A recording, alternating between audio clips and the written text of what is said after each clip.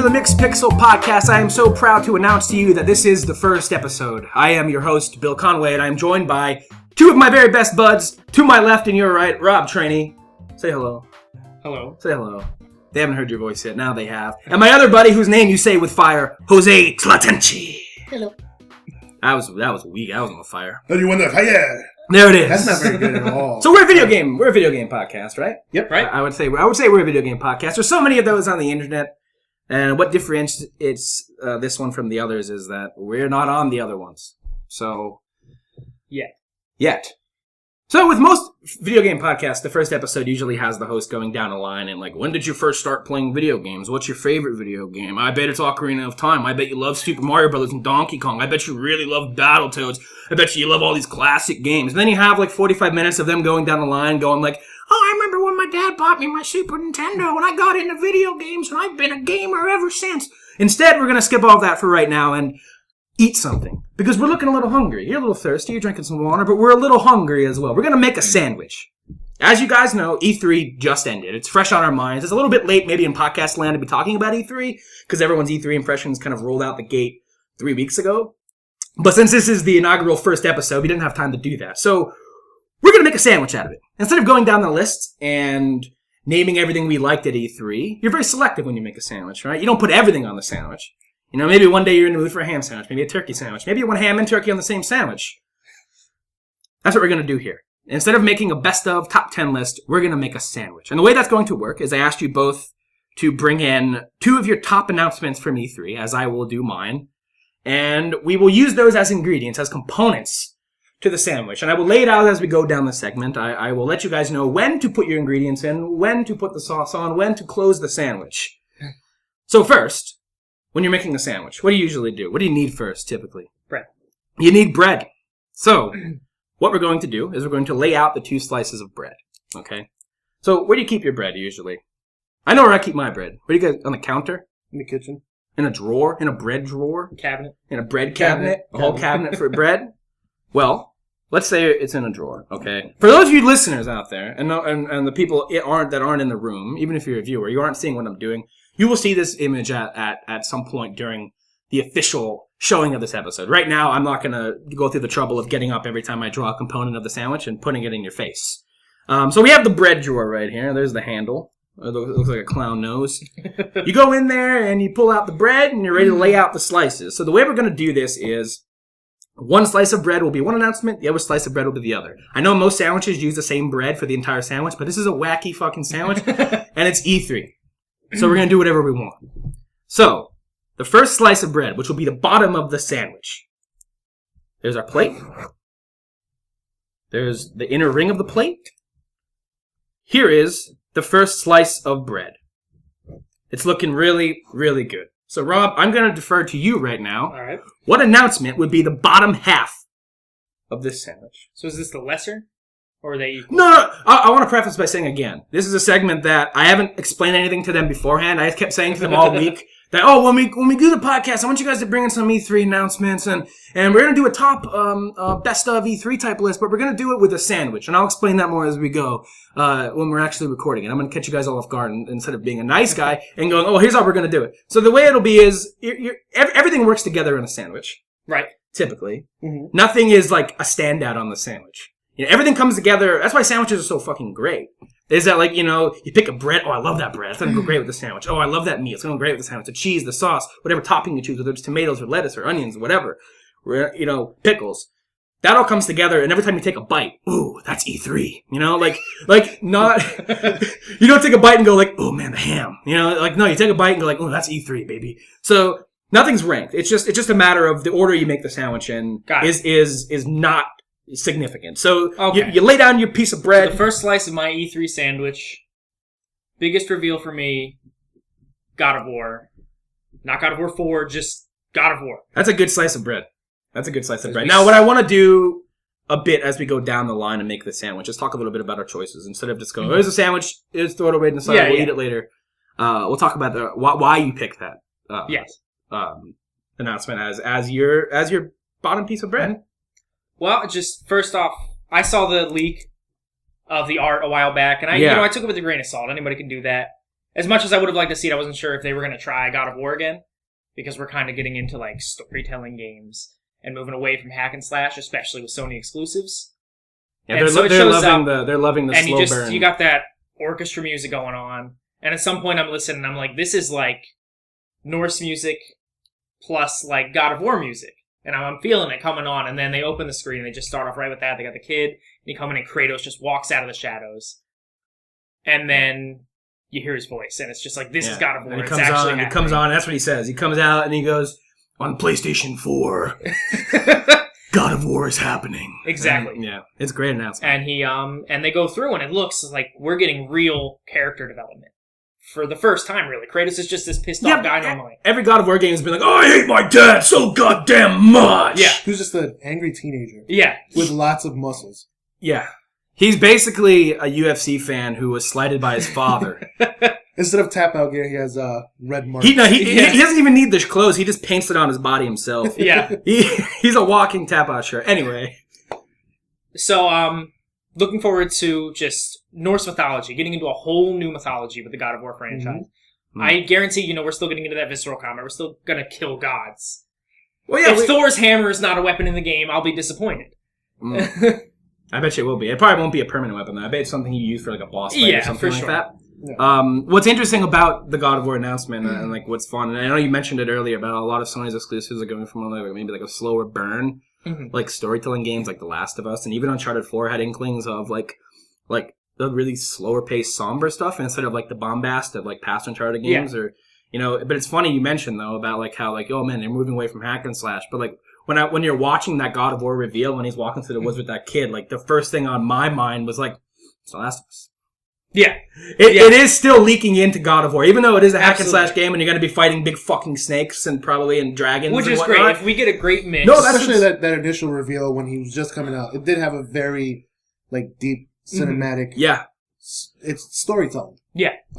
And the storytelling route they're taking with the game is super neat too. I know we were talking about it the other day, and one of the cool reveals of the game, like post announcement, like press demo type stuff, like stuff coming out in articles, that the game is one long continuous cut. There's no cutscenes, there's no loading screens, there's no whatever. Like you load in that game and like boom, you're on your ride till the end, and I'll like, probably play it straight through. Did that with God of War 3. That will lend itself to its like the new feel of God of War 2 because the camera angle is now behind the back. It's over the shoulder. It's no longer that like somewhat isometric view like Bayonetta or God of War 1 through 3. Yeah. So it's a risk I think is paying off because I haven't seen too much negativity about God of War. It also opens up a whole new ability. If this sells well, they have every mythology in the world that they're allowed to go into. They can jump to Egypt, and they can jump to, not really Rome, because it's the same thing, but they have a bunch of different things they can jump off from here if they wrap up Norse in this one game. So I know you're a big God of War fan, as am I. Jose, have you beaten any of the God of War games? I think I got closer in the first one, and then I only borrowed it, so I had to give it back. So in terms of like looking at it, like, because I know, like, Rob and I are looking at it from the eyes of, like, a God of War fan. Like, I'm looking at it like, I love God of War, and I enjoyed my time with previous entries a lot, and, and from somebody who's not, like, been invested in God of War, when you watch the reveal, like, were you, what's the word I'm looking for? Like, taken by, like, are you interested in jumping in now? I have already pre-ordered it. The Mixed Pixel Podcast, sponsored by Sony Entertainment, God of War, exclusively on the PlayStation 4 and PlayStation 4 Neo. Get yours today. Use the promo code XB Bill Conway's Back 2016 to get your free skin of Joel and Ellie for God of War. Anyway, so as somebody who's not invested in God of War, it did look amazing. I mean, visually, God of War has always looked very well. It's always very. The system, although it was very like basic, was a lot of fun. Yeah, and you can't really ask for more than killing gods. Gods and just massive creatures. Like that's always been a lot of it. A lot of it was, from what I remember, a lot of it was quick time events. Mm-hmm. But the feel of it and seeing it, and even though you're not doing the inputs like in a fighter, for example, like Street Fighter or Mortal Kombat, it's still like, it just I just killed that god. I ripped his head off. I think it's one of the few games where QuickTime events worked. And I'm sure still not everyone's a fan. Well, yeah, but it's a game where it makes sense. What's great about it is they molded it into a hack and slash instead of just like, oh, all the fight scenes will be QTEs. Like, no, they molded it in the middle of like you'll be slashing through like 30 dudes with your chains and like like combos and slamming them down and watching them explode in a red mist, and then like a big giant will walk through. And you'll go to slash them and it'll turn into a QTE seamlessly. And exactly. Like what I loved when I first played the first God of War, I didn't play them on PS2. I played them. My first entry was with the HD collection on PS3. Oh wow. And they start you off like what I love and what's I'm really interested to see how they're going to open the new God of War. Like every game's kind of had that Uncharted 2 style like. We're going to throw you right in. Look what we can do. Yeah. Like on God of War 1, started with the Hydra fight, correct? Yes. That was right in the beginning. On the ship. On a boat and you're just getting swarmed. Which is amazing. Yeah, you get in there and you're just like fucking whipping your chains at this Hydra and like smashing his head down and you're like, well, this is cool. I have a feeling we're getting that cliche like God of War Absolution beginning, like where you start the game ultra powerful. In this one? And then, yes, in the new one. And then something happens and we're going to flash back and it's going to be somber for a little while. It's going to start off full action, though, just like the rest of them. Probably. Unless they go... See, that's the thing. It's like, yeah, like, how if that was the beginning, there was that giant troll-looking creature. True. Yeah. So, that could be the route. I wonder if they will start it off, like you're in the cabin with that kid, or if they will just, like, throw you right in and show you how he got to that point, or if they will do the prequel thing, the Quentin Tarantino Uncharted 2 Bacano whatever out of sequence thing where like they show you with the kid in the beginning and then every now and then but there's no load screens or chapter cuts so they can't sprinkle in a flashback. You're right. They can't. So they gotta just go from beginning to end. Presumably, if that's what they mean by there's no cuts. So anyway, God of War looks impressive. Graphics look incredible. I'm super interested with the camera perspective, how they're going to deal with that. I'm super interested in Norse mythology, probably more so than Greek mythology. Mm-hmm. I love the setting. I love the way Kratos looks. I love the axes. I love dragons. I mean, he at one point he throws his axe and pulls it back to him like Thor's hammer, which was that was fantastic. Boom, confirmation. Thor's hammer, pre-order skin. So God of War, good pick. That's a good spot for bottom bread. Jose. What do you do next when you make a sandwich? You got your bread laid out. Where do you keep your other components? The fridge. In the fridge, baby. The fridge. We're gonna open that fridge and in the whole fridge, every shelf, E3 announcements everywhere. There's a fucking brisket. That's Spider-Man. There's a freaking corned beef. That's Just Dance. All of the E3 announcements it's sitting in the fridge. You're like licking your lips like, fuck, what the hell? And then you order pizza. What do I... Fuck E3, I want pizza. Give me Gamescom. No, but... E3, So we're gonna lay out the meat on top of this first slice of bread. Our first component on this sandwich is the meat. No mayo? How do you... Not personally. Okay, here comes inner podcast sandwich debate. When do you usually put your sauce on the sandwich? I don't. Okay, Rob, that's not important. When do we usually put the... Because, like, it depends what sauce, okay? Mayonnaise, I will spread on each slice of bread. If I'm putting mustard on my sandwich, I usually just put a big globules on the top when I'm done. I just use mayo. So you think we should go sauce and then meat? Oh, we could do whatever. We're gonna squirt the sauce on top. For this demonstration, we're gonna work the sauce out on top of the sandwich. Sauce. So we're gonna go meat. Okay, you're opening your fridge, you're looking at your lips. Oh no, it's meat, baby. What would you choose as your announcement to be the meat? Well, I'll go in somewhat chronological order since it started technically on Sunday. And being that I'm a huge fan of the series, I'm going to go with my first choice being Battlefield 1. That's a good pick. The announcement was the EA conference was not that great. That's an understatement. Yeah, it was rather mediocre. But when they finally got to the meat of it, hashtag sponsorship, Oscar Mayer. That's two really big sponsors right off the bat. Oscar Mayer and who? Sony? Yeah, we're gonna be raking. Well, look, I mean, look. When I say about video game podcasts, I say there's so many of them out there. What differentiates them from every other one in the world? You know, is they're sponsored by? And are they sponsored by Oscar Mayer? Are they sponsored by Oscar Mayer? No. Look, you like bologna. I like hot dogs. My bologna has a first name. His name is Mixed Pixel Podcast. Whoa! Battlefield 1. All right. Exclusive skins. Anyway, I'm sorry. The exclusive skins got me really hyped up. Wait, are there exclusive skins for Battlefield? No. I don't think. Your your exclusive skins are men only. No golden weapons because it's World War or I. like David Bowie skins or anything like that you could put on or whatever. World War One. That's Bob Dylan. Yeah, that was Bob Dylan. Sorry, Bowie. Sorry, man.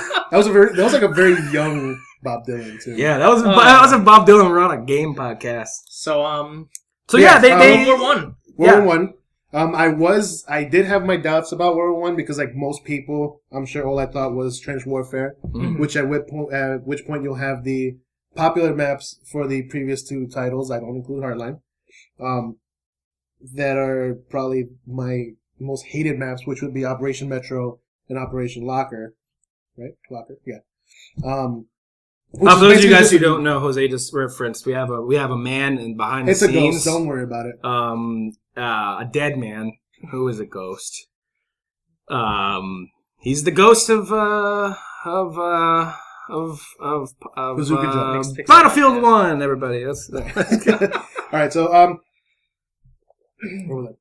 yeah. So that's what initially came to my mind, and I had a lot of doubts for it. Mm-hmm. But DICE is extremely well at doing cinematic trailers. So with the first one, with the announcement trailer, I got a little excited for it.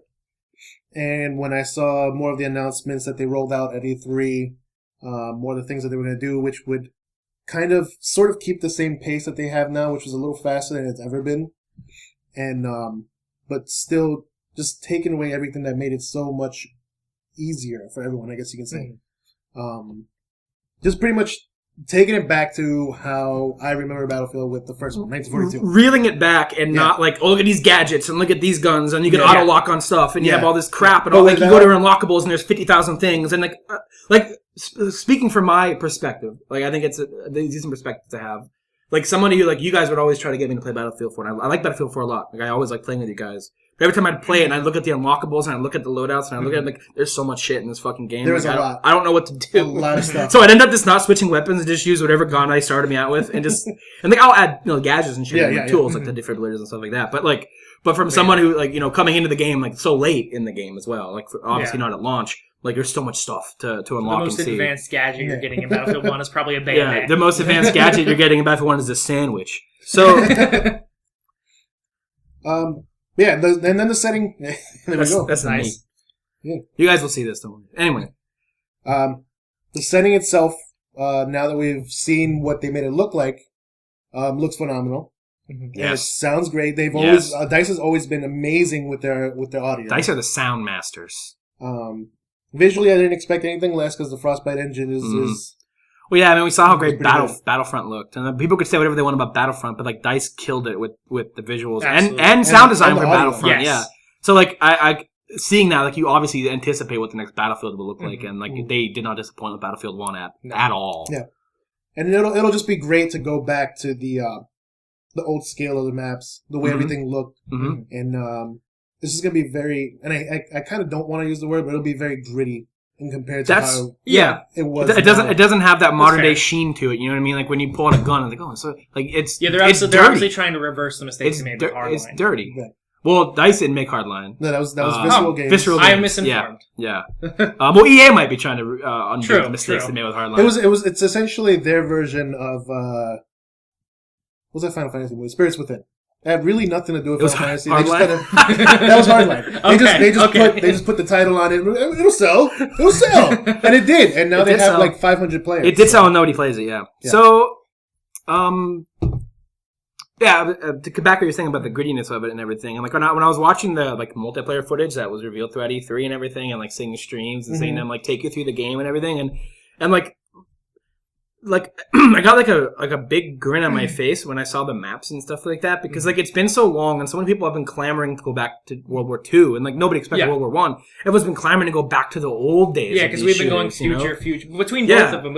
I'm so sick of seeing like Neo Tokyo. Like, just take me back. Future. Like, and it's a polar opposite. Like Call of Duty this year, they were like, you know what, we're just gonna go to space. We've gone so far into the future, we're just going to space. And Battlefield's like, you know what, we're gonna reel it back. Yeah, it's nice to go back and see all like the stone houses, like the great architecture that you had back then, and just the scenery itself. That even though you have all this carnage going on. It's still very beautiful to look at. And that's what has me excited, because like we've never gotten a World War a shooter from the World Wars in these modern engines. Like we just don't with get everything them that we can do now. Yeah, exactly. All the lighting, yeah. Like I get it. You can make Vermont look like fucking Vermont. I don't give a shit anymore. Show me if you can make France from the 1930s or 40s look like France. I want to see what that looks like in Frostbite 2. I'm so sick of seeing me destroy some guy named Phil's house with my rocket launcher. I'm so sick. Like take me back, you know. So that's why it's really funny, you know. You look at Battlefield 1 coming out, and it's fresh off the heels of the announcement of Infinite Warfare for Call of Duty, which is going like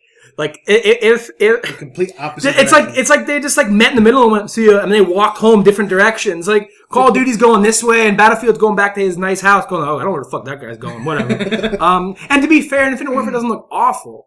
Like, there's redeeming qualities about it. I think that the space battle is free travel. You're not just on rails, like you would expect from watching that footage from the Infinite Warfare stuff at the Sony conference. But it's not what I want anymore. Like, I don't want that anymore. I want the shooters to go back. It's funny, like, you know, you had people way back in the day, and this has been this beaten over the head, I'm sure, on every show and every video on the earth, but everyone has said back in the day, I'm sick of World War II shooters, you know? Call of Duty 4 was such a breath of fresh air. Call of Duty 4 redefined FPS games for the last fucking 8 years, you know? Longer than that. When did COD 4 come out? 2007? Yeah. You gonna fact check in that fact checker laptop? I'm not gonna fact check. It's 2007. They seem to be pretty confident. It's 2007. So, since then, you know, every FPS has tried to iterate not only on the time period of Call of Duty 4, like, not only has every FPS after that tried to one-up the time period, we're going further, but also by adding more shit. Like, you get, like you play a Call of Duty game now, and, like, they're not bad gameplay-wise. The template's there. It's still Call of Duty. You sprint, you shoot, you crouch, you do whatever.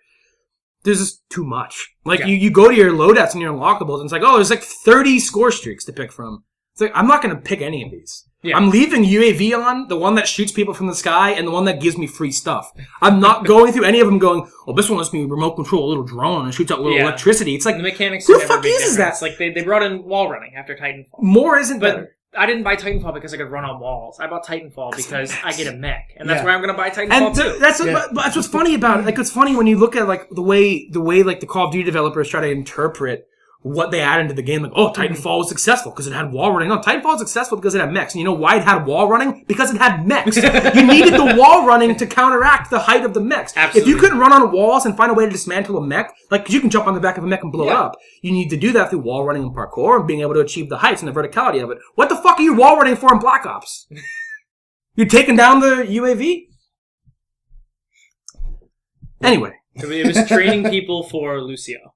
Yeah, that's exactly what it is. It's Activision-owned game. They're getting ready to go for... So anyway, Battlefield 1, that's a good choice. I like the choice. I'm interested in the time period. I'm super excited. Now, the cheese. Cooper Sharp, I assume. Well, that's all I go with. My cheese is from the future. Okay? I went in my fridge and I found cheese that was from Detroit. Yeah. Smooth transition. Oh, thank you. My pick is a game that I'm super excited to play because I love Quantic Dream, and I didn't get to play Beyond. I've been kind of drawn away from it because of some of the reception that it's gotten. Yeah. I'm a big fan of Heavy Rain. I only played through half of Indigo Prophecy. I never beat it. I bought it on like the Xbox Live Arcade years ago when it was on sale, and I never got through it. Kind of rough game. Yeah. Like all other games, though. And I know people. They talk shit on David Cage. They talk shit on and David. He is a little crazy, you know. And it's a big thing because a lot of the games you get choice, and it's always an illusion of choice.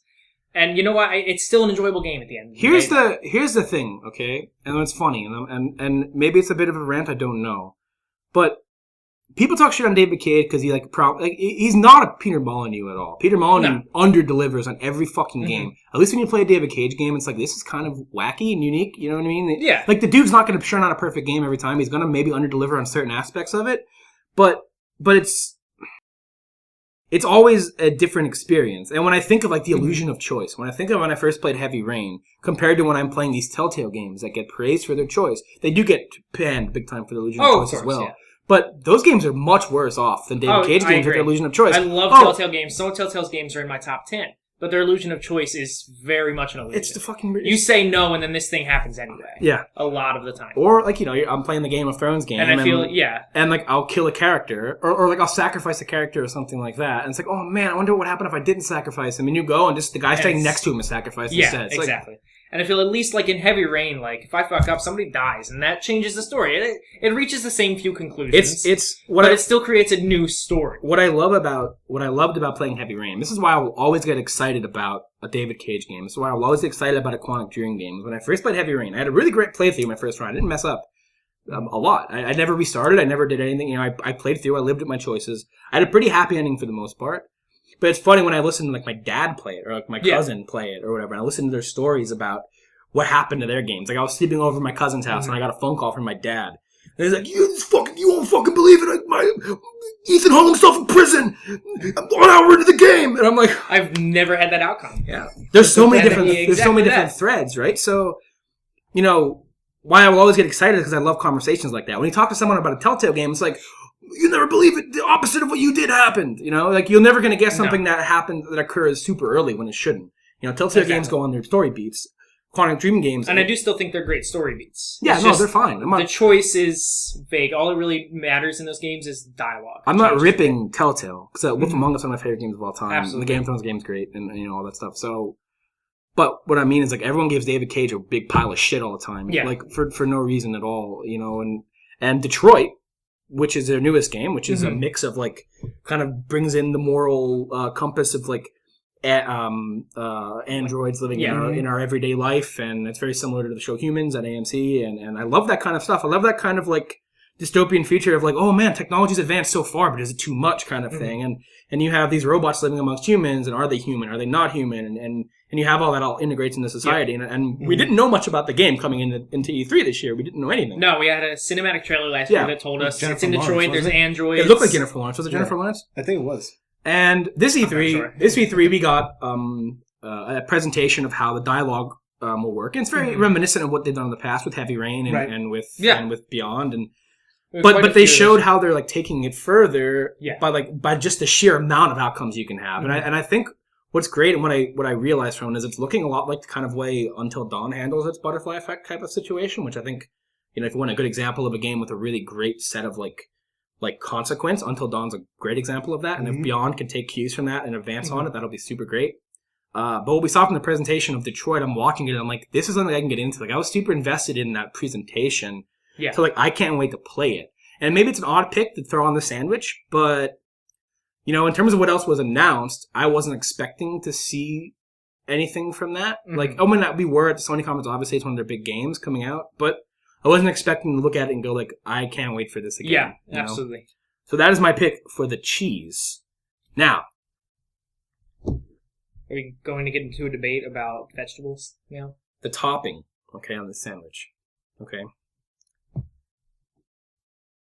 Actually, I may have miscounted. Topping? Sauce? No, we're good. Yeah, we didn't do bread yet. We're good in sandwich land. We didn't do the other piece of bread yet. So, the topping, this could be a vegetable. This, if you want to get topping for me, it's always going to be potato chips. Okay. You get the crunch in the sandwich, and I suppose lettuce does the same thing, but I need the chips. Okay, fine. I was gonna say, if you want to get adventures, you can put more cheese on there, but we're living in basic sandwich land. You can put some chips on. I'm super basic. I'm extremely lazy when making a sandwich. I don't even put a spread on mine. So. Now, if someone else wants to make the sandwich for me, this is E3. Oh yeah. Then by all means, hit me up with some lettuce, some tomatoes.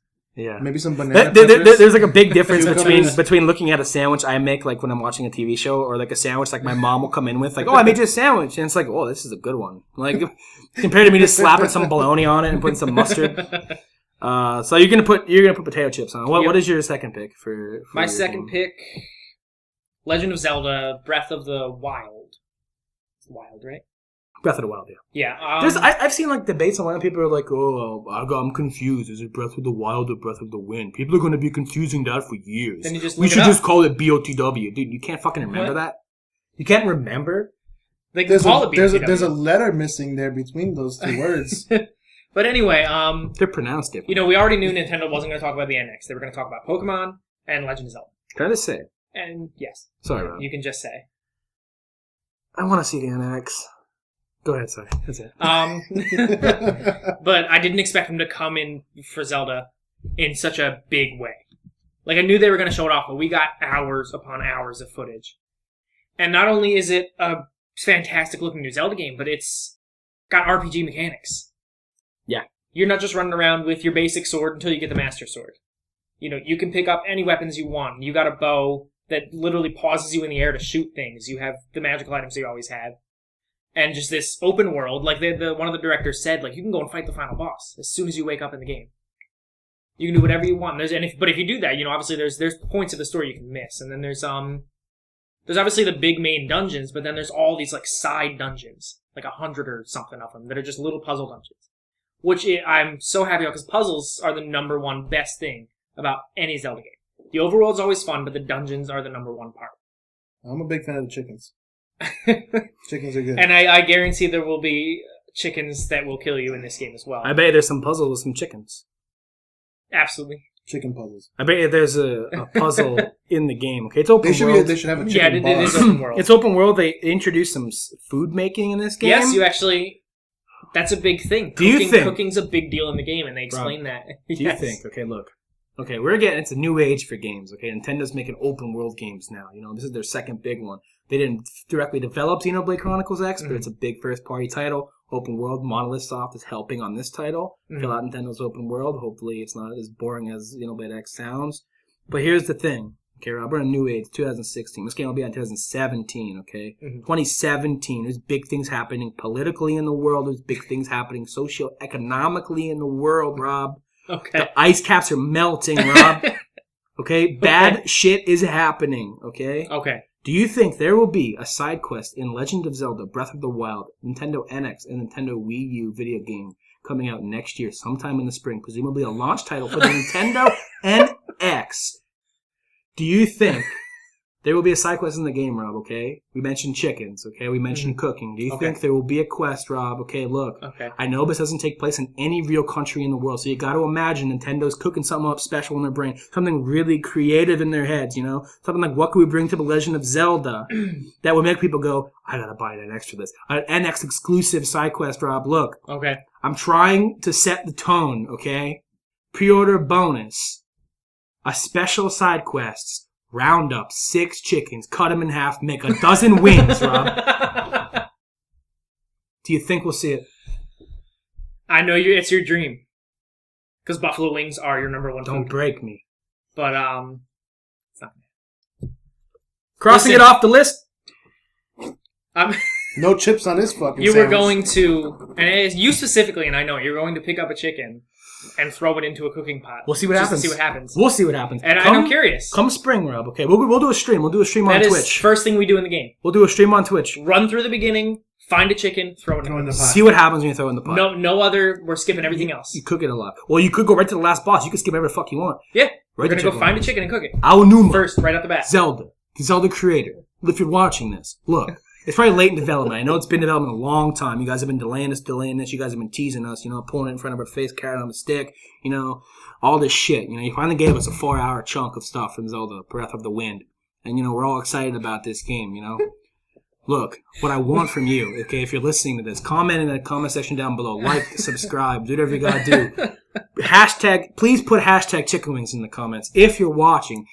Forward this to Miyamoto. Forward this to Reggie. Whoever you gotta do. You want to visit your friends over at Sony. Tell them to put it in God of War. I don't care.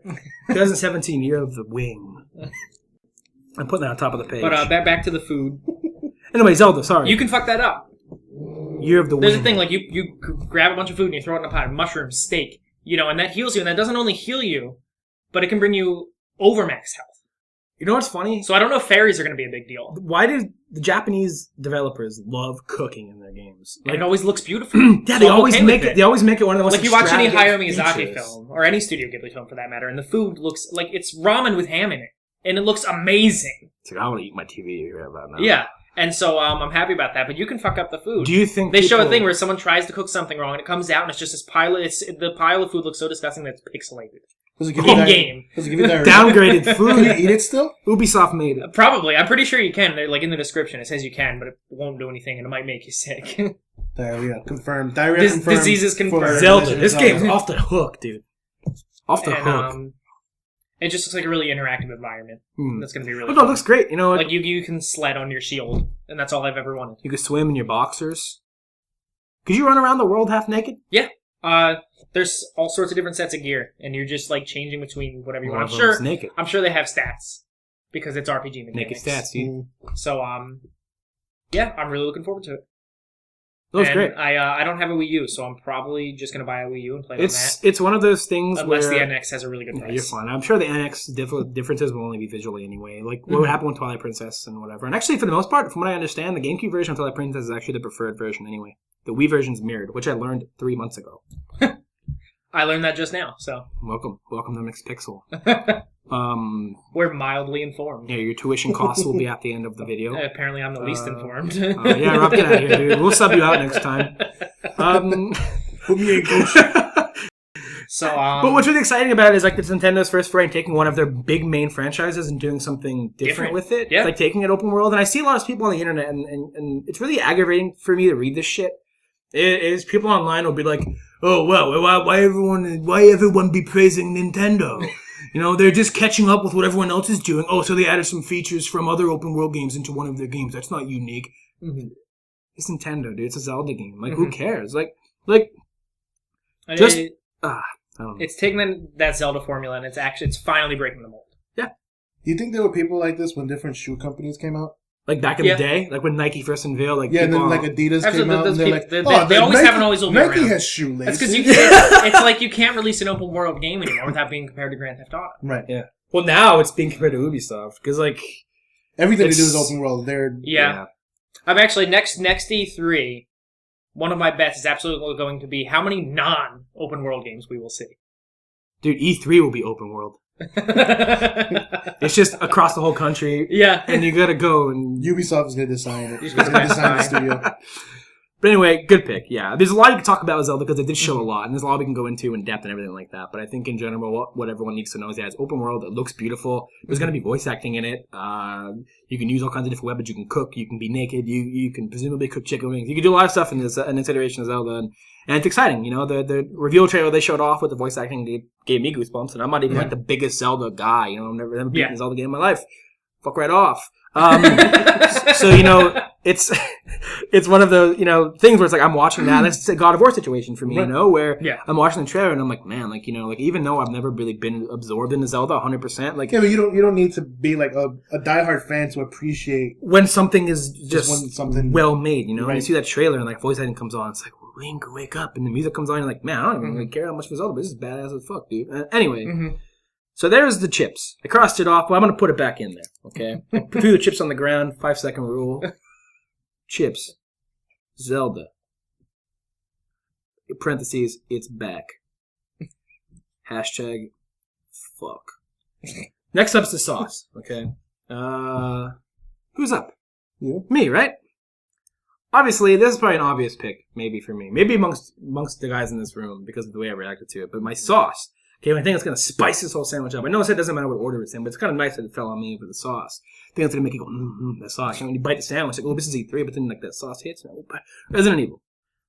The Resident Evil reveal at E3, I think nobody knew what the hell that game was. Okay, no. It was like a smack dab at the end of Sony's VR presentation, which was impressive in a way. They showed a lot of cool stuff with VR. There's a Batman VR game coming out. They showed a lot of stuff that makes me go like, oh, mess, maybe this won't just be the Wii 2. You know what I mean? Where like a bunch of shovelware comes out and they just forget about it in a year and a half. For the PlayStation Move, even for that matter. If we're talking about Sony specifically. Well, to be fair, they are integrating the Move into the VR. Yeah. They saw the future. Yeah. So... The Resident Evil reveal happened at the end of the VR presentation, and it's a VR game. It was presented originally as a VR game, you know, presumably so people don't know what the hell it is for the most part. Like, oh man, what a great thing, you know. That's what we were all thinking as we were watching it. Like, look at this AAA horror game. And we're all thinking for a minute, just for a split second, like maybe Silent Hill, maybe Capcom sold Sony the rights for just a minute. Well, it could have been a number of things, or a number of games. Konami, right? Konami. Yeah. Konami. Rob's just credibility plummeting down the toilet, unbelievably. No, I know why I mix up my bad companies. I know why Capcom's in your head though, because it is Resident Evil. So, but as we're watching, it's like, oh man, you know, because when I think of VR, I think of a few different types of experiences, and one of the biggest experiences I think about immediately that comes to mind with VR is horror. Like, if anything's gonna make you piss your pants again with horror games, it's being in the fucking house that you're creeping through. You know what I mean? It's looking behind you, literally, and being crept on by a monster or a ghoul or a cool guy with a knife. You know, hey buddy, what's up? And you know, sunglasses and slick hair. So like when they're showing this demo off, like this looks really impressive. You know, like this is really great. You know, what is this? What is this? You know, the music's picking up. Like this is scary. You know, this is cool. The graphics look great. Whatever. And then, like, the screen goes black and a 7 pops up and the typography is so creatively done. This fills in. It's Resident Evil 7.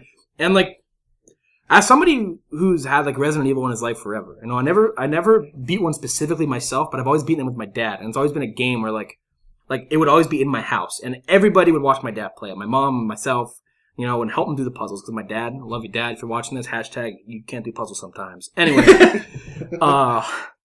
it's always been a group affair in my house, you know. I got to the point when Resident Evil finally went co-op with Resident Evil 5, I beat it with my dad. So, you know, the Resident Evil games have a large presence in my house. And it's a storied franchise, it's respected, but not so much lately. Because they've been taking the franchise and going like, well, what if we made it with Marcus Phoenix's DNA in it and kick a zombie? Like, Resident Evil 6 has you doing like, well, even Resident Evil 4 has you like doing crazy drop kicks and stuff to zombies. And it's like, okay, what we're doing.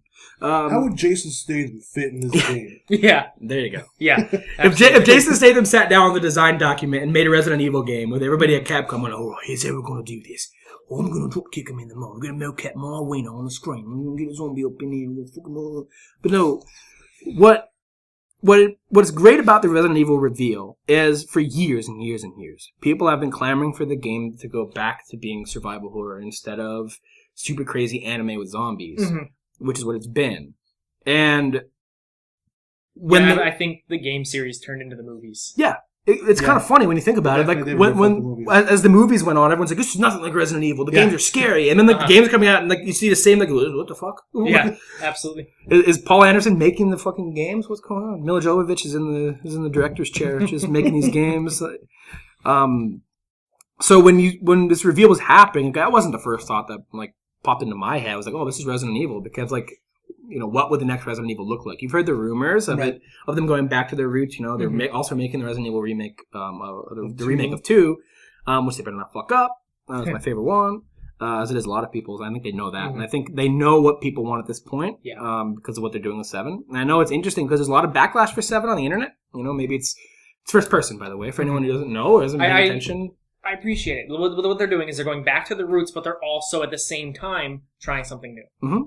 And that's fine. They're taking some risks while also playing it safe. It's been confirmed there's combat in the game. It's been confirmed a lot of the components that are in there, puzzles, item management, herbs, whatever. You know, all that stuff's in the game. All that stuff's confirmed in menus. Yeah, there's even confirmed stuff for like guns and stuff. There's triggers in there. And what a lot of people's worries are is that they're going to go just down the route of like Outlast or Amnesia, you know, and it's like a walkathon through a haunted house. Yeah. When no, it's been confirmed it's not. I doubt they would take Resident Evil and gut it that much. You know what I mean? So, a lot of people are apprehensive about it, obviously. But for me, what I took this announcement as, like, my biggest megaton of E3, because, like, you know, it's a franchise that's been a laughingstock for like, a better half of the past, 5 years? Yeah, like, even I was the decade. Something like that?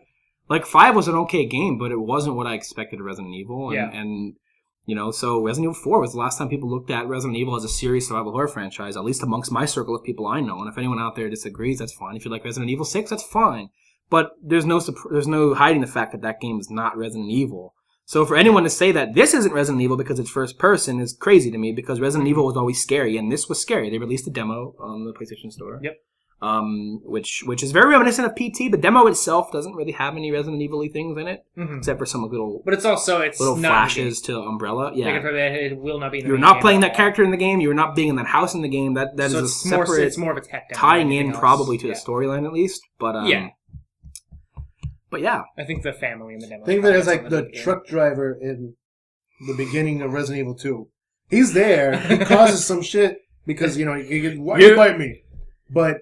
He doesn't really matter that much. It's just to show you shit's going down. You're playing as a truck driver in Resident Evil 7 demo. Confirmed. Also, Resident Evil 7 is a game I won't play. I just know it. I'm terrified of horror games. Same here. And now this is a first-person horror game, which makes it scarier. And then one more step further in VR. And it's just It's something I will play, but it's not something I will ever finish. I will play it in front of people so they can laugh at me. Yeah, exactly. Then it will make it an enjoyable experience for me. Because if I play it on my own, I would instantly just shit myself. Yeah. I tried doing that with Outlast. I played maybe about like 10 minutes of it. Calling it right now, pre-order bonus, depends. Makes sense. Some diapers. Yeah. Makes sense. But yeah, no, what's really exciting about it is, I mean, 4 changed the game for Resident Evil, and nobody was really apprehensive about that at that time. It's been so many years since they've changed the formula up with Resident Evil. I think it's a great time to do it with the advent of VR and and for even first-person horror games in general. People can say what they want about them, but they're legitimately scary. And I think if you want to take Resident Evil back into its roots, like when somebody says go back to your roots, they don't say just copy what you did back in the day. Exactly. Roots are not the same thing as like content of the game. Like Resident Evil's roots are scary, like cling to your chair survival horror. I don't remember having this much backlash after the Silent Hills. When people thought that was going to be first person, there wasn't as much backlash. And Silent Hill and Resident Evil are very similar titles. I think the fan bases are different, and I think people look at Silent Hill more as a psychological maybe horror game instead of a game with inventory management. Because the combat in Silent Hill games are always straight ass. But that's true. But in Resident Evil 1 through 3, they were ass too. You know, I mean, they're a lot easier to control. It's also what made it a lot more difficult. Yeah. So I'm super excited for this. You know, I'm excited. And there is no better time to take Resident Evil back to its roots. Now with VR coming out, and VR being the biggest thing right now as far as the gaming trend goes, whether it's on PC or now soon to be on the PS4. Like you said, the VR aspect of horror, the idea of it is just terrifying. Yep, I think it's a big next step in horror. Yeah, games. And it's the only logical step in horror. Now that VR is out, why the hell would you not make it VR? Like Dead by Daylight, I wouldn't be surprised if that gets VR support in the future. And all sorts of games like that. 'Cause it's already scary enough running around. When you're running around and you like have to actually look around and oh god, it's literally right behind you. Yeah, you can't escape. It's not right behind you in game. It's like in your face. You can't escape the game. Like you can't look away. Like you go to look away. Like maybe there's something else behind you. You know what I mean? And so. And the worst thing to do is you close your eyes, but then you're gonna get fucked up. So. Yeah. People can ripping their helmet off, smashing shit off the ground. But yeah, no. So I mean, I think the prospect also of playing a full Resident Evil game in VR is impressive too. It isn't just like a half-assed tacked on VR component like the Final Fantasy 1 or whatever, you know. So it's like a legit you can play through the game beginning to end in VR. But now what I have been hearing though from the show floor at E3 is that like people who have played the VR, obviously it's early and they might not have had enough time to refine it, but some of the animations and visuals are obviously toned down a bit for the VR version because it is more taxing on the system. Yeah. But yeah, that's my sauce. All right. So we're on to the final slice of bread. We're gonna close this sandwich off. It's been permeating on this plate for a good while. It's getting maybe a little too warm. This cold meat. Yeah, I probably wouldn't eat it. Feeling a little nasty. We'll throw it in the trash afterwards. It's fine. We're gonna present it to the world. Jose, the final slice of bread. Close this sandwich off, man. What is your second pick for E3? Persona 5. I'm not gonna sit here and tell you that I've been a diehard Persona fan since it came out. My first go at it was Persona 4 Golden. It was on sale when I had just gotten my Vita, so I bought it. And a year later, I started playing it. as it goes. But I did finish it, and I loved it. So I picked up everything else that Atlus has released, and haven't started any of them. But I will. I did start Persona 1 and 3 and Q. As someone who's never played a single Persona game, I'm very confused. By what, the Q or yeah, it's like I played Persona 1, I played Persona 3, I played Persona Q, picked up Persona hashtag. I think my favorite in the series was definitely Persona @symbol. There was a reason for it, but I forget what it was. It was something that meant something. Yeah, I forget. Probably. Some of you guys probably know. I don't remember off the top of my head. But anyways, Persona 5. Extremely stylish. I expect the story to be just as great as it has been. The characters, I expect them to be just as interesting as they've always been. So to see character development in what seems almost like a slightly open world, not necessarily open world, but now you actually get to travel around instead of going, oh, well, this is the mall, beep, beep, beep, beep, and then you're there. But now it looks like there's more life to it. You're in a more busy city, in a big city, and just everything about it oozes stylish. It looks beautiful, man. But the menus, from the menu screens to Shoju's music, has always been phenomenal. The art design of the characters, the combat they're bringing back, that looks like they're negotiating with the shadows or demons or whatever they may be this time around. They're bringing back gunplay, which they've had in previous Persona titles as well, and it just looks. I expect it to be a solid title because so far they have. Voice acting has always been very good in it. I mean, I really can't find anything bad to say about my experiences with Persona at all. I'm pumped. And what's interesting is they didn't show it. They didn't show it at any of the conferences, but they did have a presence on the floor, and they did reveal a lot of new stuff, like the negotiations with. They're bringing that back. That's like a Shin Megami Tensei staple. Yeah. From like even the baseline RPGs of Shin Megami Tensei, right. is like negotiating with the. Well, I think even in not Devil Survivor. I forget which one it was. But yeah, it's always been a big thing in those series in general, where you get to negotiate with them. That's how you used to kind of get the personas, from my understanding, or the demons in the other titles. I like it. I have no idea. Well, good. But I'm going to jump on the train. Lucky for I need you. to jump on the train because everybody's always really excited about Persona games. And, like, I remember a lot of hype surrounding the, like, eventual announcement of Persona 5. So, it's definitely something I have to try. I haven't played a lot of, I want to say, anime-inspired games. That might not be correct, but that's great. I haven't played too many of them. Japanese game. Really Japanese games. Yeah. So nice. I like that pick. That's a good sandwich.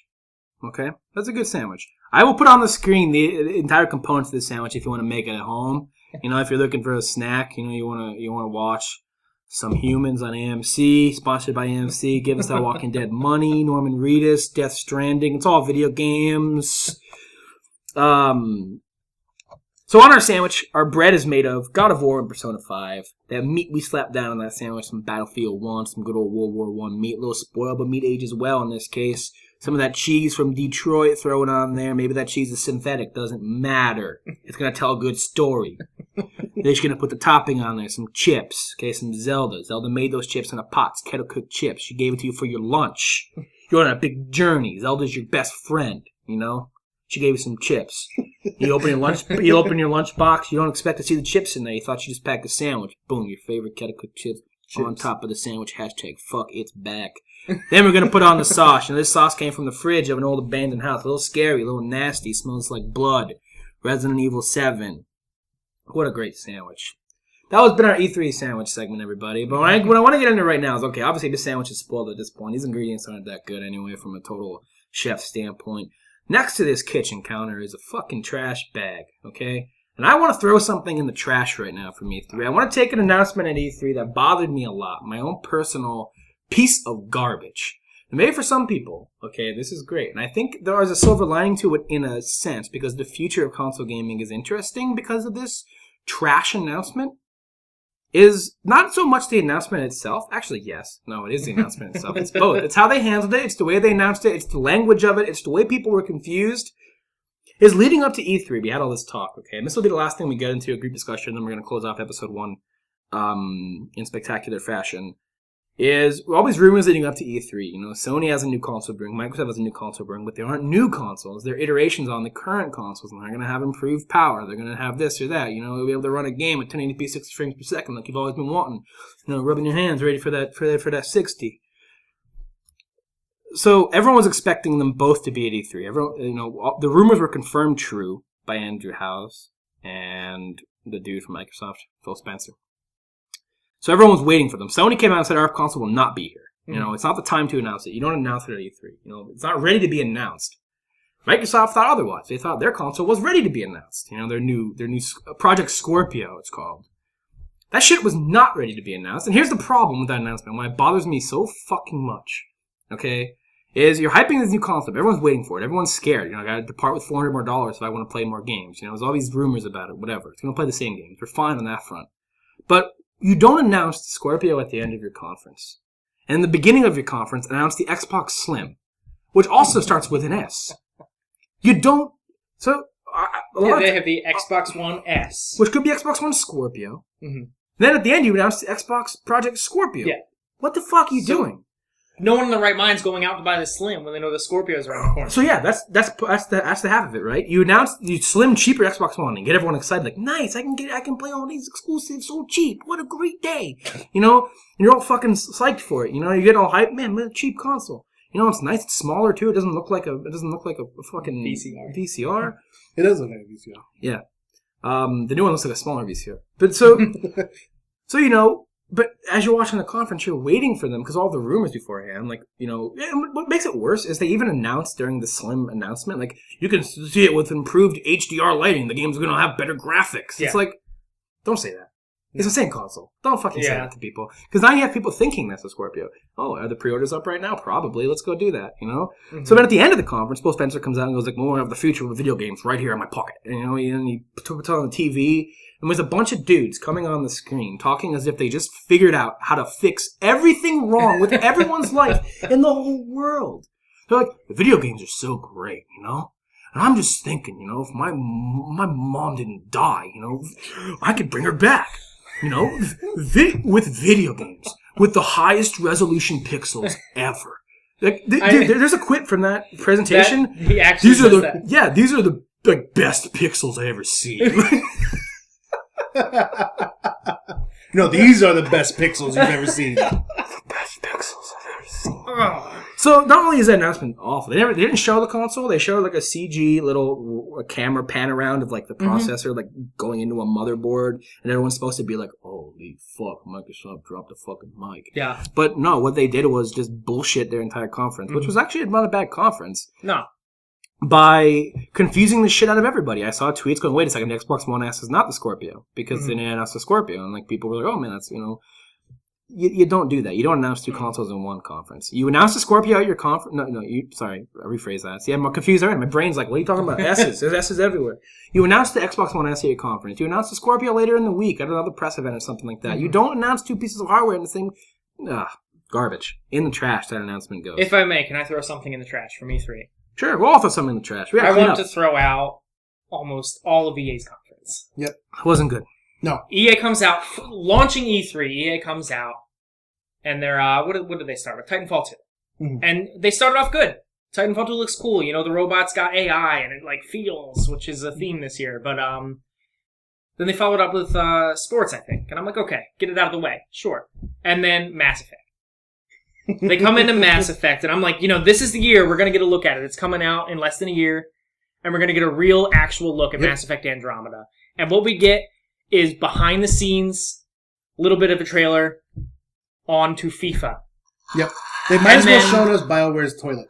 Yeah. Because they should have, and I understand BioWare is trying to do a Fallout 4, where they show it all off right before release, but they already told us about the game, and you can't pull a Fallout 4 when we already know. You're not going to get that excitement out of people when they already know, it just makes me think, because they're having development trouble, they don't have anything they can show. And then they go on to FIFA, and they spend half an hour on FIFA, and then they come to Star Wars. EA owns all of Star Wars games, so they can do something big, and they're like, Visceral's working on something. On to the next thing. Mass Effect, EA, I was going into E3 thinking EA is going to have one of the best conferences. They have Mass Effect this year, they have Star Wars this year. And they just pushed them off the table and talked about sports. Yeah. And I was very disappointed. So I'm pushing EA off the table and into the trash. I'm going to have to agree with that. It was almost like a bait and switch. Yeah. Like it was clickbait. It was the BuzzFeed of E3. Like they were like, "Oh, you won't believe what we got for you," and then there's nothing there. Yeah, we knew they were going to announce Battlefield 1 because the Battlefield section was cool. They started and ended all right. It's their biggest things they didn't even talk about. The titles that everyone was waiting for. Like we know we're going to get a new Madden. We know we're going to get a new FIFA, and people are going to buy those every year. Right. You don't need to spend a half an hour at your conference to sell the new FIFA. Exactly. I think the story mode looks interesting even. Yeah. But you don't need to spend all that time. It's going to sell. No. Exactly. Do you have anything else to throw in the trash from this year's Give E3? me Mass Effect, you fuckers! Yo, I wasn't able to watch EA, okay? And you didn't miss anything. You texted me. You were texting me during EA, okay? And all build up leading to this fucking EA conference, you know? Like you said, they should have had one of the best conferences. Battlefield, Titanfall, Mass Effect, Star Wars. Like, dude, you have potential for like a killer show. You seriously don't have more than 3 seconds of that Star Wars game to show? In that whole studio. Oh, yeah. In that whole studio. You don't have more than 3 seconds sitting around. They have early alpha footage of literally, I made a GIF of the footage because it was so short. He's walking out of a building. Yeah. And it's not going to have anything to do with the final game. Like, okay, they have a big studio, like hundreds of people working at Visceral Games. Hundreds of people working at Visceral. You know, Amy Hennig's leading the charge, and this could be Uncharted Star Wars. People are getting really fucking hot and bothered about it. You know, everyone's expecting to see it at the EA conference and all this stuff. And like they did what they did with Mass Effect last year. What they did with Mass Effect this year is, here at EA, here's what we do. We sit at our desks and we make games, dude. And then they don't even show you anything. Especially because we saw 1313. They gave you like 5 seconds more. Oh my god. We saw 1313 years back. I mean, we all know that got canceled. And now everybody's been thirsty for a third-person action Star Wars game. And we know that's what Visceral's making. But they won't show it. They're like, oh, we've got motion capture. You know, here's some guys running around in suits made of balls, swinging sticks around that are probably lightsabers. They showed 3 seconds. And showed 3 seconds of footage that's not going to have anything to do with it. They don't have more than 3 seconds sitting in the file somewhere. Like, they don't have, like, a guy, like, maybe walking through a town or something. Like somebody shooting a blaster. Yeah, like, you know you're going to have some sort of announcement coming up at one of the biggest shows. Like, EA could have easily condensed their conferences here into Microsoft or Sony, like they used to do. Right. And I mean, they showed the same Battlefield trailer like 5 times throughout everybody's conferences. It drove me nuts. Yeah. So here's what bothers me. Okay. Mass Effect, EA's biggest single player video game. Biggest RPG series coming out in BioWare's history. Debate me all you want on that. Financially successful. Biggest impact. Hold the line. Whatever you want to do. Fuck it. You come to E3 and you say, I'll see you in the fall. We'll have more in the fall. They shouldn't have even brought it up. Why? For the last 3 years, I've been waiting to see something from fucking Mass Effect, okay? For the last 3 E3s. The first E3 was like, here's what it's called. That was it. I was like, okay, cool. I can expect that. Okay, whatever. Why'd you even say it? You could have announced it last week. You could have announced it any day. You know? There's no E3 fanfare around you going, whatever. It's 10 seconds long. Next year, you didn't have anything again for some reason. Again, you can't show me something, you know what I mean? Like, I know it's not ready, but like, you can't like maybe put something together, you know what I mean? Like, I don't know, maybe like a stupid B-roll of the planets. They showed like a cinematic trailer of like him in the cockpit. Like, yeah, they're like, oh, the Mako's back. Yeah, and then they went behind the scenes See again. Next year. You know, and it's like this year they're like, the Mako's still back. It's like they love. You can play as a man or woman because obviously it's Mass Effect. They love taking. Oh, and you wake up on a ship at some point. They love taking us into the studio and they're like, here's what we're making. It's like, yeah, I get you're making something, and I think that's cool, but show something too. Show them what you're making. I don't care what fucking Andy's doing in the corner with the freaking Flora. Put that on the disc because I do love the behind the scenes stuff. But I don't want a D3. I want with a title that big. Yeah, with the anticipation this big. If you're going to show a behind the scenes that expansive, you have to show something. You can't tell me you're working really hard and then you don't give me anything. Yeah, for all I know, you're just sleeping at your desk eating this disgusting sandwich, and then. You tell me that the Mako's back. Okay, that's great. Where's the rest of it? Where's the rest of the universe? Literally, they show us, hey, there's a new ship. It looks sort of like the Normandy. The facial animations are actually going to be good, and I'm very happy about that, but nothing. They give us nothing. EA gave us a whole lot of nothing. And I know they're prepared to give us a lot on November 7th for N7 Day. They want to do that. I get they want to maybe make it their own event or something, but... Yeah, their conference, their event, whatever you want to call it, they were essentially just banking on the popularity of Titanfall and Battlefield. Yep. That was their sandwich. Absolutely. That's all they were banking on. Yeah, just bread. Their sandwich was just bread. It was just bread. It wasn't Where's toasted. The meat? I want some fucking delicious meat. You didn't put honey on that bread. It was just plain white bread. What the fuck, bro? You don't put toast with honey? It's really good. No. It's great. Try it. You eat honey on your toast? I've never tried it. Peanut butter, actually. Toast, peanut butter, honey. It's great. Sounds good. And it would make a better conference than plain white bread. Next week on Mixed Pixel Podcast, Episode 2, I am joined by my host, Jose Tlatenchi. Oh. That really took me a minute. It's all that honey toast. It's sticking to you. Yeah. Anyway, that was our E3 discussion. Shit thrown in the trash. We made a sandwich. Great. With the sandwich, a little spoiled, but whatever. E3 was a long time ago. So, we're just getting around to making this with some old meat. So, yeah. So, anyway, before we head off, before we close out episode 1, I want to do one quick exercise, and you got to answer quick, okay? No thinking. I know maybe that's not the best thing to do on a podcast, you know what I mean? Because you might get a moment where someone pauses and I'm trying to put someone on the spot, but the most gut reaction possible, and it goes in part of kind of introducing ourselves a little bit, but it needs to be quick, it needs to be fast. We got to get out of here, we got to go take care of the kids and all this stuff. We got kids to feed, we got toasted honey and all this shit, dude. Baby food, whatever, mixed chicken wings. Is if you were still a kid, okay? If you were still, no specific age, but just not like the PS3 or Xbox 360, before that, you know what I mean? Like when you were a kid playing games. If you were doing this podcast, okay, as we rolled the podcast and ended it, obviously as a kid you got nothing else to do.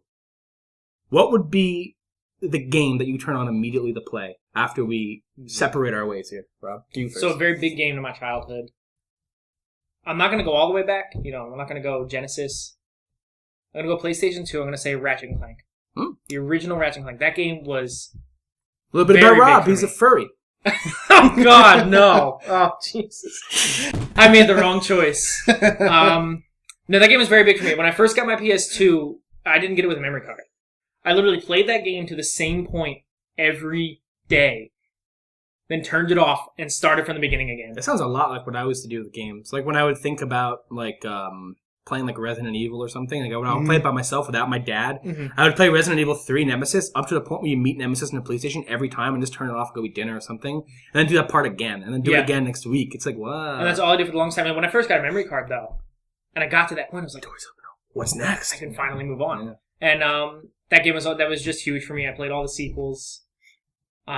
It's the reason I bought a PS3. And again, it's the reason I bought a PS4.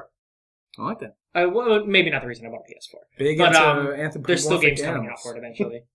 I didn't buy the remaster yet, and I really need to. Yeah, it's interesting. Because that game's so nostalgic for me. And then they took it and they made it, not only literally remade it from the ground up, because it's the same game, they changed it. And I really need to get that.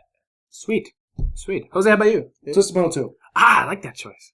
Twisted Metal 2. Good pick. That's good. It was literally the first title I got for my PS1. January 27th, 1997. I don't know. Don't ask me why I remember that date. It's very significant. But I do remember it. I remember I was actually specifically looking for Marvel superheroes, and I couldn't find it anywhere. So my dad was like, "Oh, well, fuck it. You have a PlayStation. You don't have a game. We'll go up to Toys R Us. Just pick anything you want." Go up there. No idea what it was about. I didn't see a commercial for it. I just saw a bunch of cars and explosions. So I went the Steven Seagal cover route, and I picked it up. And I've loved Twisted Metal ever since. I remember playing that game every single day. Never got tired of it. And then I picked up every single Twisted Metal after that. And that was a big part of my teenage years. That's what's cool about video games back then. The way I bought my games back then. Like now, I'm just this IV in my veins. Everything new coming out. Video games. Oh, item of the day. New segment. Oh, he broke it. It's a grenade now. He broke it. Don't let Bill touch your shit. Whether it's a toy. When we eventually go to cons and you see us at Gamescom, don't give this guy anything. No, don't even let him sign something. I'll break your shit. He does have gentle hands otherwise, though. I'm the softest hands in the biz. Whatever biz. Ladies. But anyway, that's what's interesting about games back then. Like I said, everything is dripping into my body now. I just know it. I'm on Reddit, I'm on NeoGAF, I'm wherever. Everything that's happening is happening. You're essentially doing research without. Yeah, you're just constantly consuming information, even if it's about games you don't even care about. I know all this stuff about Grand Kingdom. I'm not gonna buy that fucking game, but I know a lot about it. Why? But back then, when you buy Twisted Metal 2, you walk in the store and that looks fucking cool, man. There's explosions, that is why there's cars, and Psychonauts. It's why I bought Shenmue. It's why I bought Jak 2. I didn't know anything about Jak and Daxter, but I went and bought Jak 2 first. Old G4 is why I bought Psychonauts. It was on I don't remember any of the old shows right now. I think it was on X-Play or something. Adam Sessler probably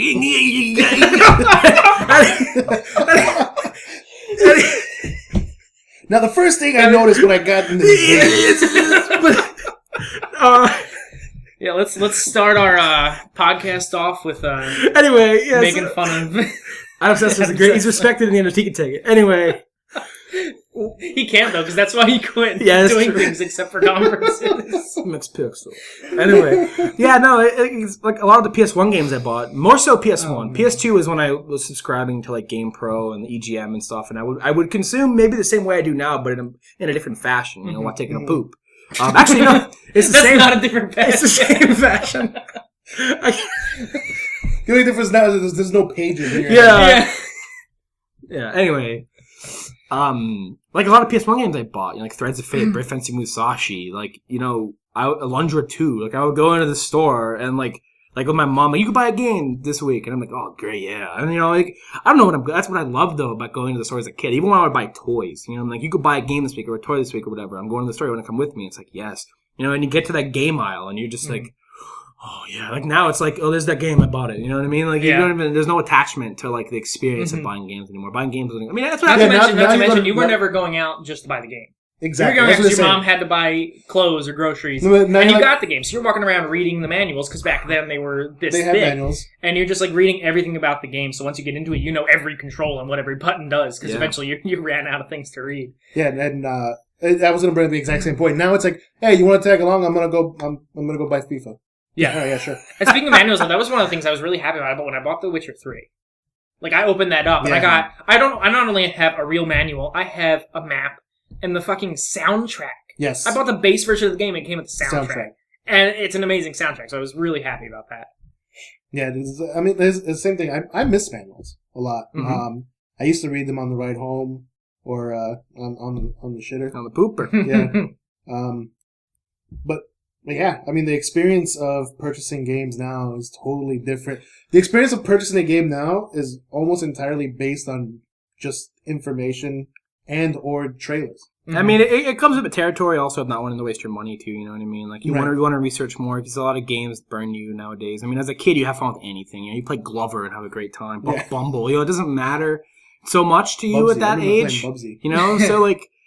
but I also miss, you know, reading the manual on the way home and then getting home and actually beating that game at some point. Yeah, beating games were good. Yeah, beating games were such a fun time. I love beating games. I played Frogger the Great Quest when I was younger, and I enjoyed it. Yeah. And you've probably never even heard of that game. I never heard of it in my life. I recently beat it last year. It's the worst game I've ever played, hands down. Worst game. I'm gonna have to get a capture card and stream it because it's so bad. Like, I can't believe I finished it. We'll stream it. We'll do a bad games show or something where we play some bad games. All right. For me, leaving here, what I would go home and play. It's a rough choice for me to pick because like I have my favorite games from the past. You know, I think, oh man, it would be that one. It would be that one. It would be that one. But you know, my gut, like I'm gonna go home and play this freaking game is Brave Fencer Musashi for the PlayStation 1, which is an old SquareSoft action RPG about a samurai kid. And the reason I got it is there was a demo disc for it, I believe, in Final Fantasy VIII, I think? Or did Brave Fencer Musashi have a demo disc of Final Fantasy VIII? It was the other way around. Was it 8 or was it 7? It was 7, I think. It was 7. Because how many discs did 7 have? 3. 3? Then it was 7 then. The fourth disc slot was Brave Fencer Musashi, that's right. Because 8 was 4 discs, I believe. Yeah. So there's a demo disc for Brave Fencer Musashi in there, and I would play that demo, like, this game's awesome. You know, the voice acting's so cheesily English, you know, and like that's what I like as a kid. Like, I'd love, like there's stuff about nostalgia that rings when you hear bad voice acting. I don't hear bad voice acting, I hear being a kid. So but Brave Fencer Musashi was this awesome game, you know. You're a samurai with an action RPG, and then there's really cool element to it where you collect action figures. Like, you go to the shop, and like after every quest or every level or whatever, you go to the shop and he has new action figures. And you could choose to take them out of the packaging or not and, like, display them and do cool stuff with them. And yeah, that game was a huge part of my childhood. That and Threads of Fate go hand in hand because there were 2 SquareSoft games from my childhood that I played the most. Like, a lot of people's, it was, like, Final Fantasy 7 or Dragon Quest or no, SquareSoft didn't publish Dragon Quest. Enix did. Yeah. Dragon Quest was a big one for me. Or did SquareSoft, but no, they didn't. They didn't. Because Dragon Quest became a Square property, I think, when they merged. It's like on one of those shelves there. Dragon Quest I think it's in the Square one, yeah. I got it somewhere. We don't need to fact people can correct us. It's whatever. But for me, like Brave Fencer Musashi and Threads of Fate were 2 action RPGs from them that like I just attached to for some reason, and I fell in love with them so much. And Like when I hear their music or whatever, or I hear the voice acting, or I look at the art, or I see them on my shelf, it's like, man, like that's what I would. If I was still a kid, I'd be sitting home at summer and playing that, and yeah. So nice. All right. Good segment. We'll learn more about ourselves in episode 2. This has been your E3 sandwich episode. We hope you guys enjoyed the Mixed Pixel podcast. You can find us on Twitter. All of our links will be in the description down below. You also could have seen them in the title slate in the beginning. I don't know everyone's Twitters offhand right now. You can follow us on Twitter, the podcast itself, at A Mixed Pixel. Mixed Pixel was taken by some lady. I was making all the accounts and everything. I'm like, wait, nothing's taken. YouTube's not taken. Whatever, email's not taken. Twitter's taken by a lady, like an active woman too. You know what I mean? Like not like a fit woman. I mean like she's active on. I mean like she's active on Twitter. I don't know what her personal life's like. She's gonna find. Because it's always she's gonna find this podcast and hear you called her not fit. Because someone's gonna accidentally tweet like at her instead and be like, "Your episode sucks. You're the worst, dick." And like we're gonna ruin her self-esteem. Yeah. Sorry. Because you already called her not fit. Sorry, lady. I'll look up her name. Now people are gonna tell her she sucks. I'll send her a check in the mail. It's all, but I mean, like, it's always a bitch though. When like my Twitter handle is Peppered Ham, and I want to make it Bill Conway, and like because nobody has it except for one guy who hasn't used Twitter for 5 years. Like I messaged Twitter support about it. I'm like, yo, this guy hasn't been on Twitter in 5 years. Could you please like maybe deactivate it and give me the name? Because I know it's worked for people in the past, but I guess I'm not celebrity status enough to have Twitter go all gung ho and delete someone's account. Not celebrity status at all. Sorry. My handle, I don't know exactly what it was, but I think they were like, or are a Portuguese or Brazilian band. Oh, is that why your Twitter bio says that? Yes. Because I am not a Portuguese or Did you used to get band. tweets about it? All the fucking time. They used to I think I actually have my own name. It is rough. Yeah, I got my own name. You should not make a new Twitter account and keep that one. We'll talk about that afterwards, though. When I know for a fact what Twitter handles, I'll be backing up on the screen. You can follow us all there. You can subscribe to the YouTube channel. We will probably try to get it on. We'll see about the iTunes thing. I don't want to make any promises off the bat because there are certain complications with that and certain things that will eventually, if I want to go the easiest way, require money. If I want to go the hard way, it's hard. So it's like, it's a video podcast anyway, so you can enjoy your stuff here, and we'll eventually maybe try to put it up on SoundCloud and in turn put it on iTunes. It's just using SoundCloud as limitations to how much audio time you can take up. I think you're limited to about maybe 4 hours or whatever if you're a free account. Anything after that, you gotta pay like $7 a month or whatever. So complications and stuff like that. So I'm not gonna promise iTunes right away. If you guys would like, if maybe you guys prefer putting the MP3 in your phone or something like that, I can give you guys a direct link to the MP3 download. Through a third party instead of just iTunes. I can give it to you directly, whether that's through a Blogspot or whatever. I could find a way to get you guys that. But aside from that, we hope you guys enjoyed the show. Leave a comment down below, any feedback, anything you'd like us to fix. If you don't like the way I look, I'll put on a mask. I'll leave the show. Hosted by Jose and Rob, Mixed Pixel Podcast Episode 2. 2 means a lot more. I'd make a great host. Yeah. Boom, sit. Episode 2. See you guys next time. I don't know if there's going to be... There's going to be an outro. Any, music or anything like that, but I'm going to pretend, you know what I mean? Like, we're going to... Can we just scat? Not like shit, but... No, we gotta do the credits, and we're just going to be like we're newscasters. Except we're just going to insult each other like an anchorman. Yeah, perfect. Should've sucked. We need an outro. There's the outro.